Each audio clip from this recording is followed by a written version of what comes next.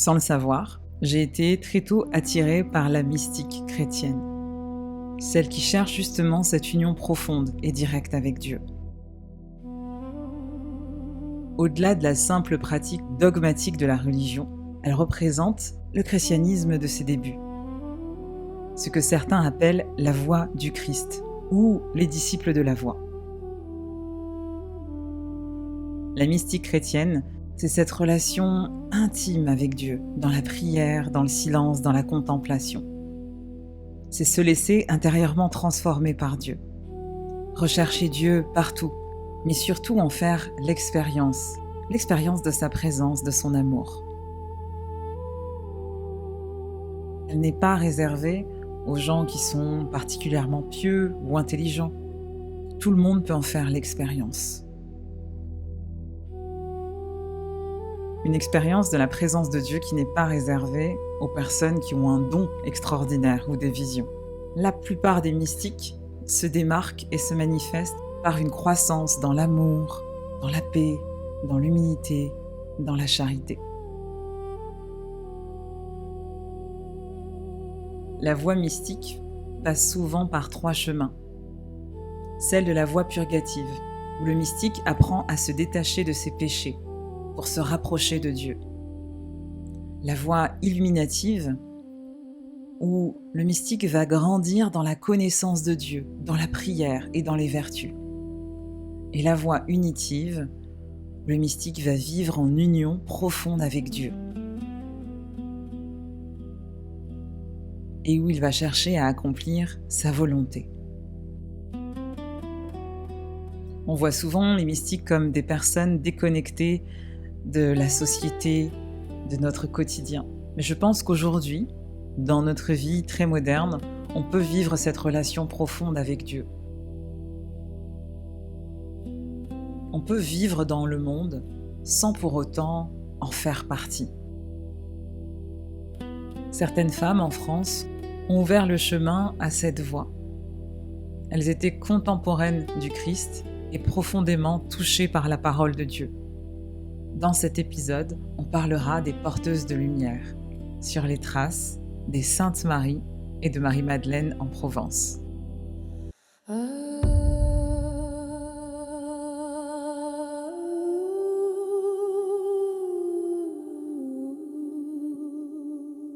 Il est temps d'ouvrir les portes de notre église intérieure, celle que le Christ annonçait, un temple vivant, sans mur, sans hiérarchie, juste un cœur ouvert à la présence divine. Bienvenue dans Rosa Mystica, un espace où l'on marche sur les traces des mystiques,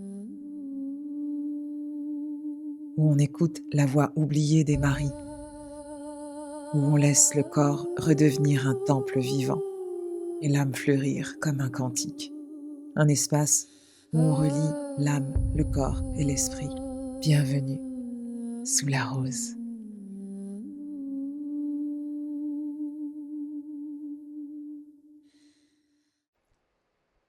Bienvenue dans l'épisode 2 de Rosa Mystica, les porteuses de lumière. Alors pourquoi un épisode sur les Saintes Maries de la Mer et sur Marie-Madeleine en Provence ? Eh bien, c'est une histoire qui me touche et je pense que je ne suis pas venue vivre en Provence par hasard. Une question qui m'anime depuis plus d'1 an, c'est comment vivre profondément cette relation avec Dieu quand on est dans un monde où on a l'impression que beaucoup de choses fonctionnent à contresens. Les valeurs, le manque de cadre, la disparition de la famille traditionnelle, la disparition de certaines valeurs primordiales comme la compassion, l'entraide, l'empathie, un monde qui est de plus en plus en guerre, qui est de plus en plus violent. Et pourtant, il y a toujours certaines personnes qui vont porter cette lumière. Certaines personnes qui vont faire preuve d'une telle humanité qui va tellement me toucher. Il y a ce contraste à l'intérieur de mon cœur qui est comme « Waouh, ce monde est tellement violent et en même temps ce monde est tellement beau. » Et je me demande comment on fait pour vivre dans ce monde aussi apocalyptique en étant proche de Dieu. Je pense pas que Dieu ait voulu qu'on se coupe complètement du monde. Par contre, je pense que c'est une véritable épreuve de ne pas tomber dans les distractions et dans les dispersions du monde et de ne pas nous éloigner de Dieu. Vivre une relation profonde, intime avec Dieu est un véritable choix. Et quand je parle de relation profonde avec Dieu, je parle de relation directe. Je ne parle pas de religion. Parce que je pense qu'on peut pratiquer une religion, qu'on soit chrétien, musulman ou juif, et être éloigné de Dieu dans son cœur. Être éloigné de Dieu dans la manière dont on va vivre avec les gens qui nous entourent, avec nos voisins, avec les gens qui sont différents de nous, qui ont des cultures différentes. Pour moi, aimer Dieu, c'est aussi aimer son prochain. Et j'ai l'impression qu'on a du travail à faire sur ça. Je m'inclus dedans, hein. Et donc j'ai cette question qui ne cesse de revenir. Comment je peux déployer tout ce que Dieu a mis à l'intérieur de moi, mes talents, comment je peux apporter des choses au monde, et en même temps ne pas me laisser happer par le monde? Comment je peux mettre plus de Dieu dans ma vie?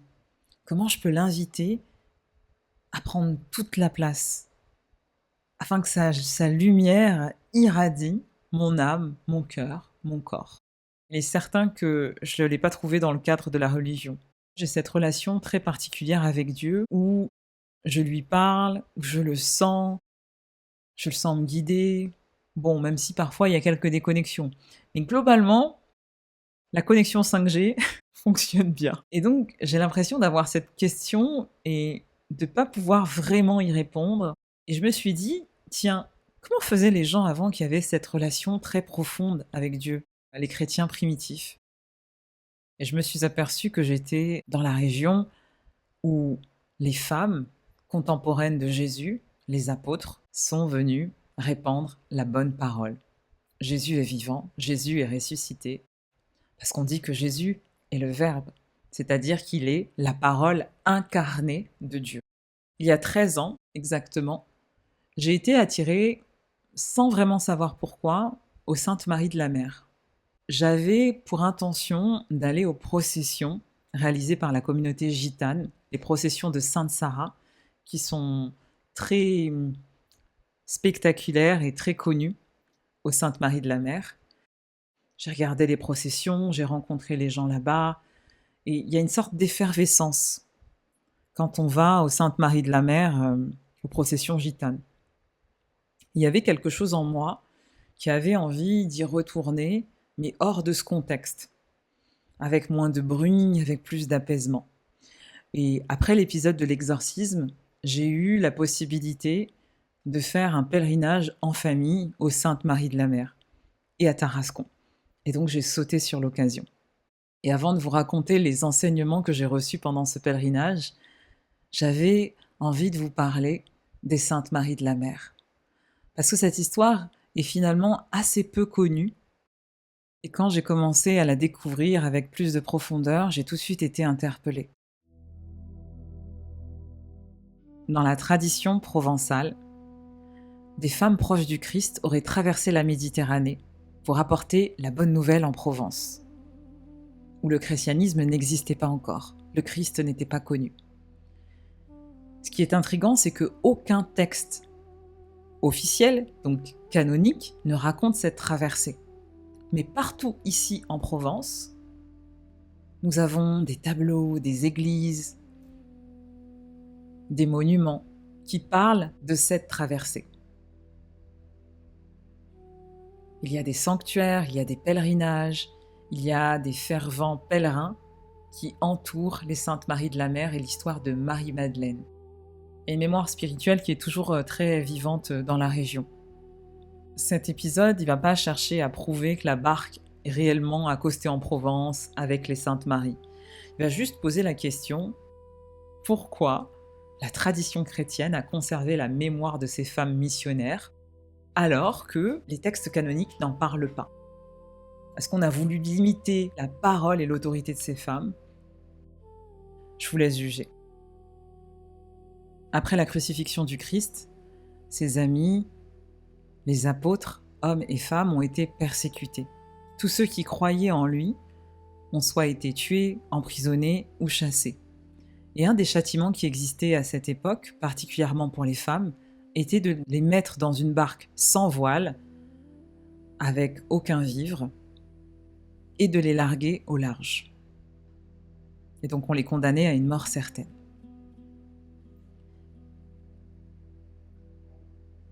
Seulement la tradition provençale dit qu'une certaine barque, sans voile, est arrivée en Provence.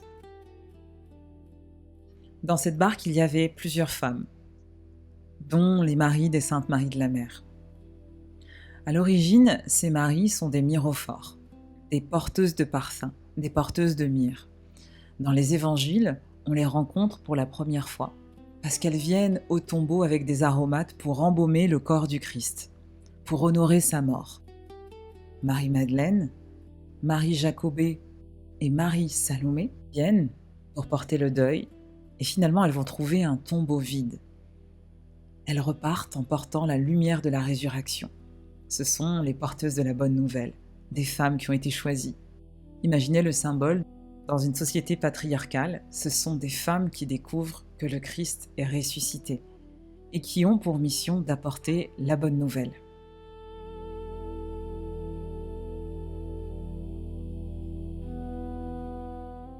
On retrouve ces femmes dans l'évangile de Marc et pourtant, rien ne nous explique après ce qu'elles vont avoir comme mission, qu'est-ce qui va se passer après et quel rôle elles vont avoir dans l'expansion du christianisme en France.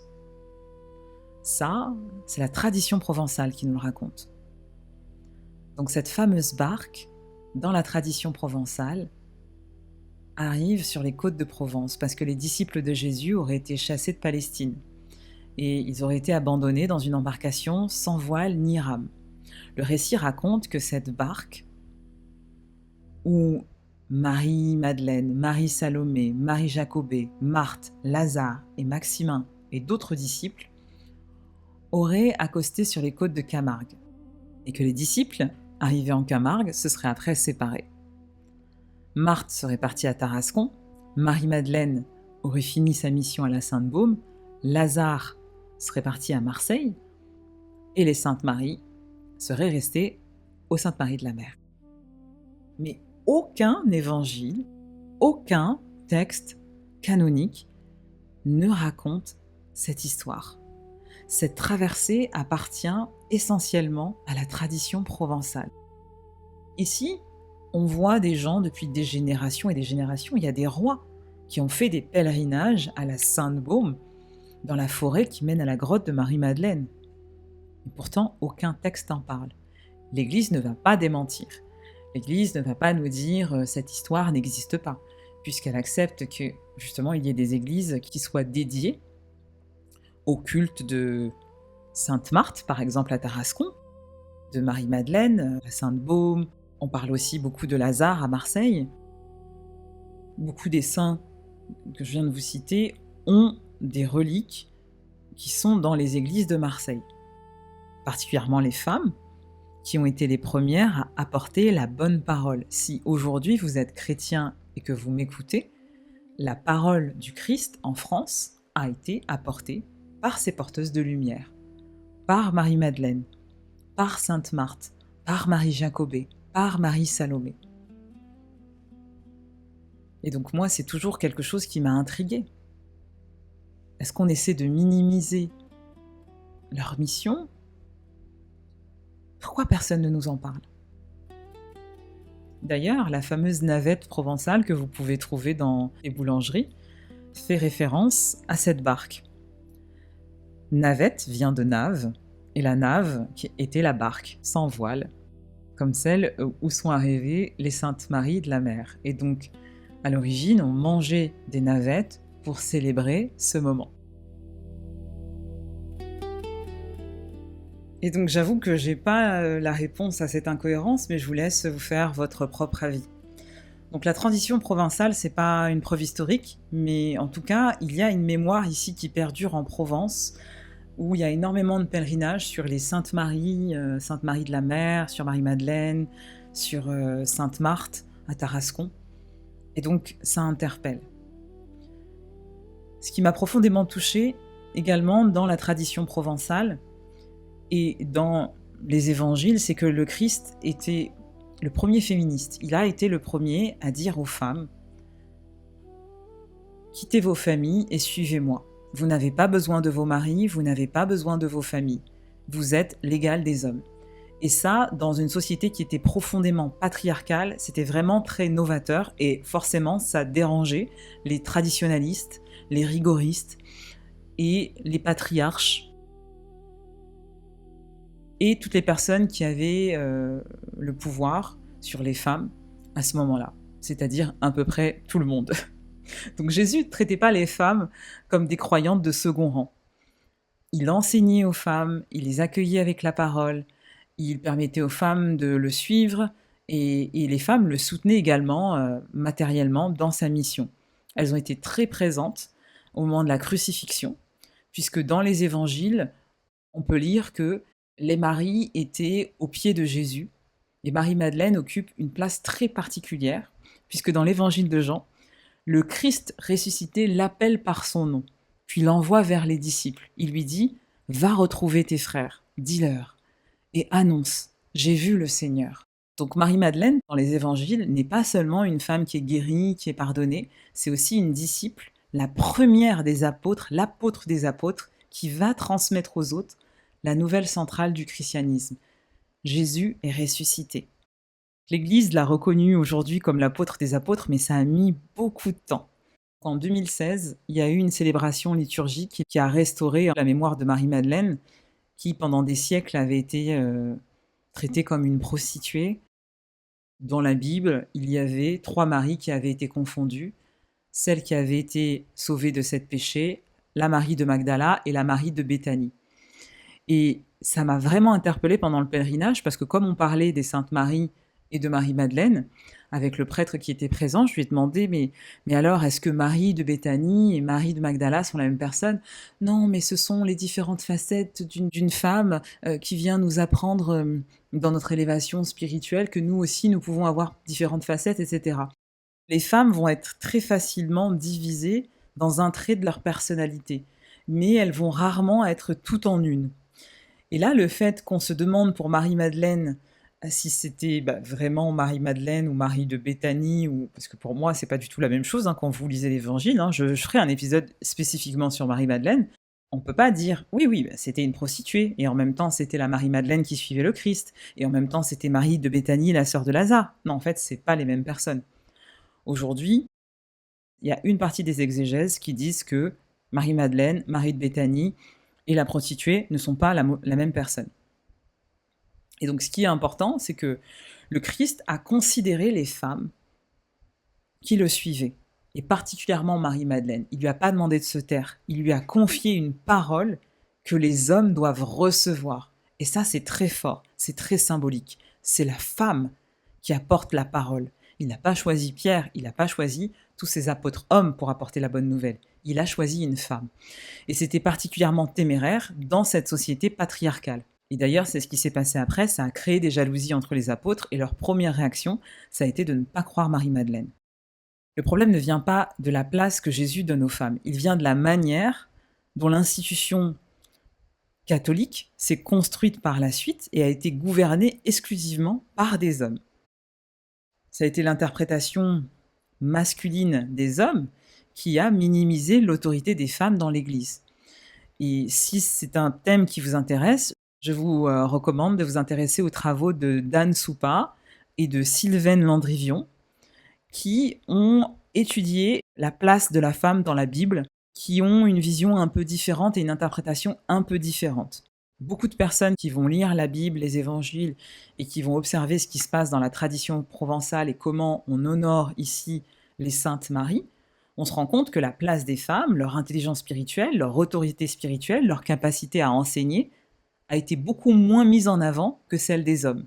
Lazare, par exemple, qui était sur la barque, a vraiment été reconnu comme le patriarche de la Provence. Et Marie-Madeleine, c'est l'exemple le plus évident. Elle a été assimilée à une prostituée, à une pécheresse, à celle qui met du parfum sur les pieds de Jésus, alors que les évangiles ne disent jamais que c'était une prostituée. Et n'ont jamais dit que Marie-Madeleine, Marie de Béthanie et la personne qui est vue comme une prostituée était la même personne. Je mets la prostituée entre guillemets parce que forcément, dans une société patriarcale, une femme qui a de l'argent, qui est sur les routes et qui n'est pas mariée est une prostituée. Mais de fait, elle ne se prostitue pas. Donc, ça interroge aussi sur les interprétations très masculines des textes. Ce que je constate, c'est que la tradition provençale vient honorer l'autorité spirituelle des femmes contemporaines du Christ, particulièrement celle de l'apôtre des apôtres de Marie-Madeleine.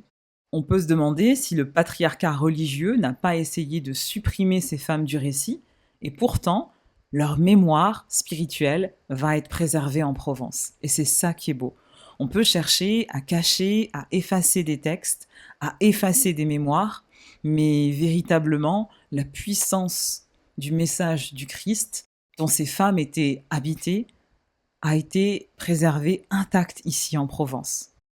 Et religieusement parlant, on constate qu'on a conservé les saintes, entre guillemets, mais on a diminué les apôtres, les rôles de prêtresses.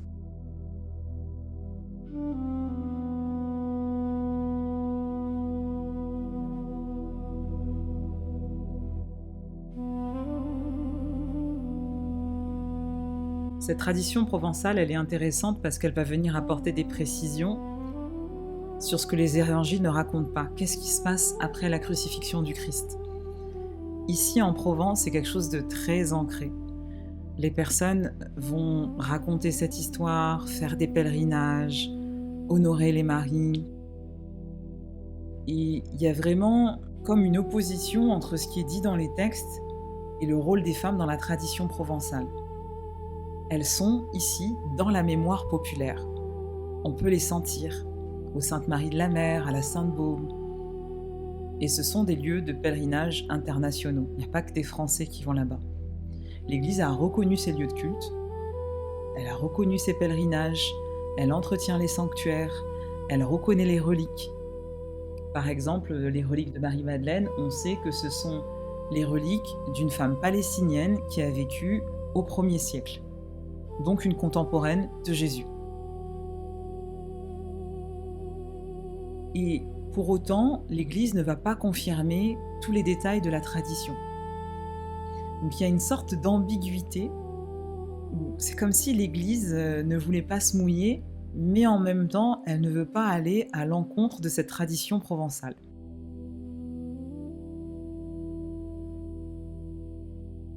Donc aujourd'hui, mon intention, c'est vraiment de venir poser cette question et vous ferez votre propre avis par vous-même. Pour moi, ces femmes, elles ne viennent pas remettre en cause le message du Christ, mais elles remettent en cause le patriarcat ecclésial qui a, pour moi, transformé la parole du Christ et qui a créé une hiérarchie dans l'Église qui n'était pas nécessaire et qui a aussi relayé les femmes apôtres, prêtresses, au second rang.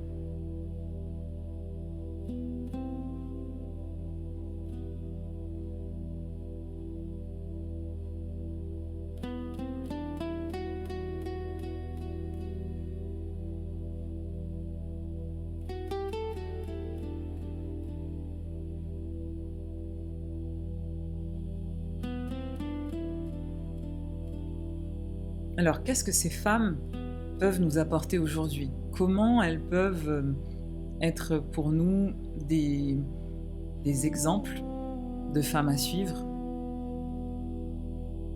Parce qu'imaginez ces femmes dans un monde patriarcal où une femme n'est rien sans un homme. Elles ont choisi de suivre le message du Christ, de quitter leur pays, d'apporter le message du Christ dans une terre qui était inconnue, avec une langue qui était inconnue, sans savoir si elles allaient survivre, si on allait les protéger, si elles allaient être persécutées comme en Palestine. Donc elles ont été très courageuses, elles ont été vraiment portées par la foi. Et donc, à mon sens, ce qu'il faut retenir, c'est que ces femmes, avant de transmettre cette lumière, elles l'ont portée, elles l'ont reçue. Et elles ont tellement été transcendées par le message du Christ, par la parole de Dieu, que ça a été plus fort qu'elles de le transmettre. La légende dit qu'elles ont créé des écoles initiatiques, Marie-Madeleine à la Sainte-Baume, mais aussi Marthe. Et bien sûr, les Saintes Maries sont restées et ont impacté la région de Sainte-Marie de la Mer avec Sainte Sarah.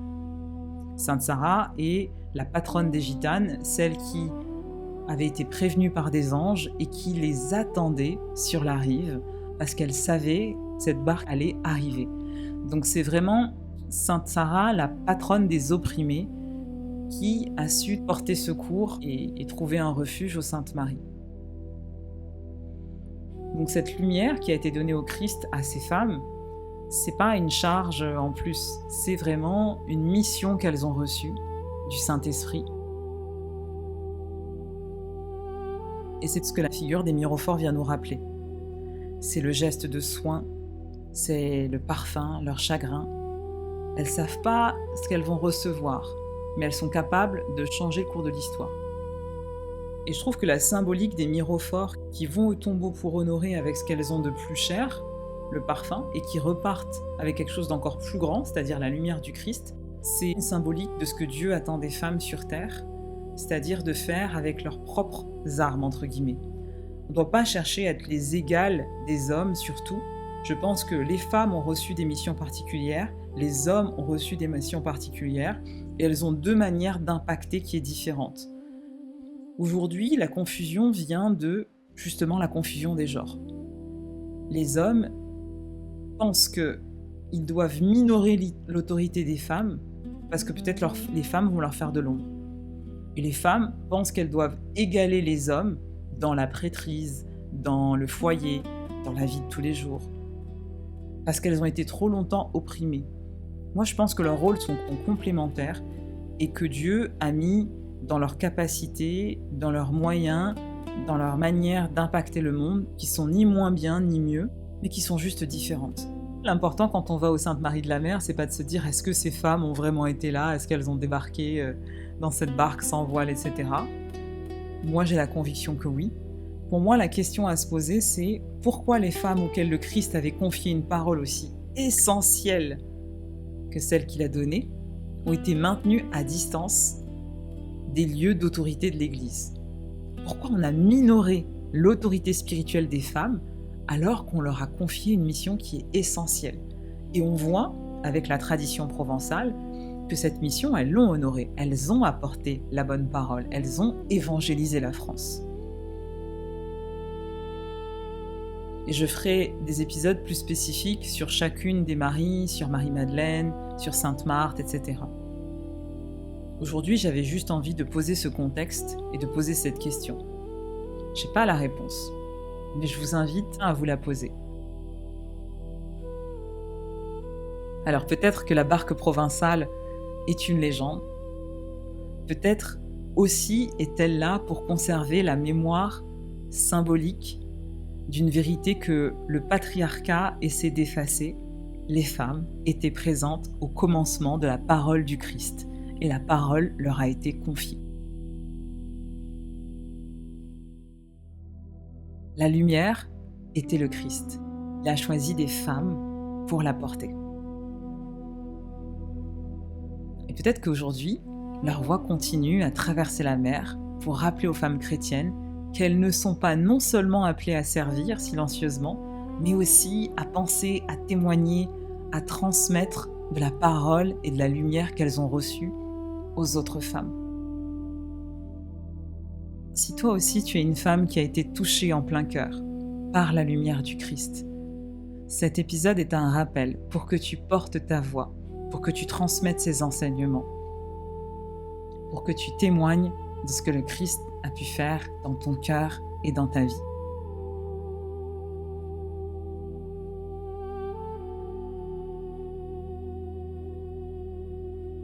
Les Saintes Maries sont venues avec leur parfum, avec leur myrrhe, leur fidélité et leur douleur d'avoir perdu le Christ, un ami si cher. Puis elles sont devenues porteuses de cette lumière qui ne leur appartenait pas, mais dont elles avaient accepté de recevoir et de transmettre. Aujourd'hui, j'aimerais te poser une question. Quelle lumière le Christ a-t-il déposée en toi ? Qu'est-ce que tu continues peut-être à retenir, à minimiser, à taire, par peur de prendre la place qui t'a été confiée ?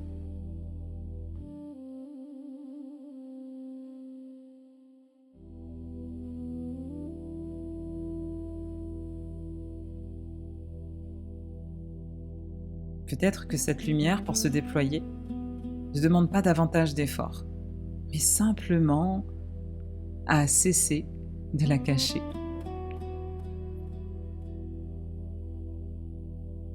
Paix et amour sur toi.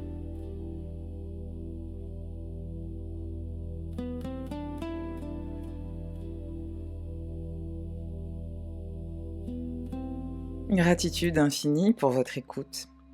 J'espère que ce podcast vous a plu. Si vous voulez le soutenir, quelques gestes simples. Notez-le, 5 étoiles sur votre plateforme d'écoute et commentez-le.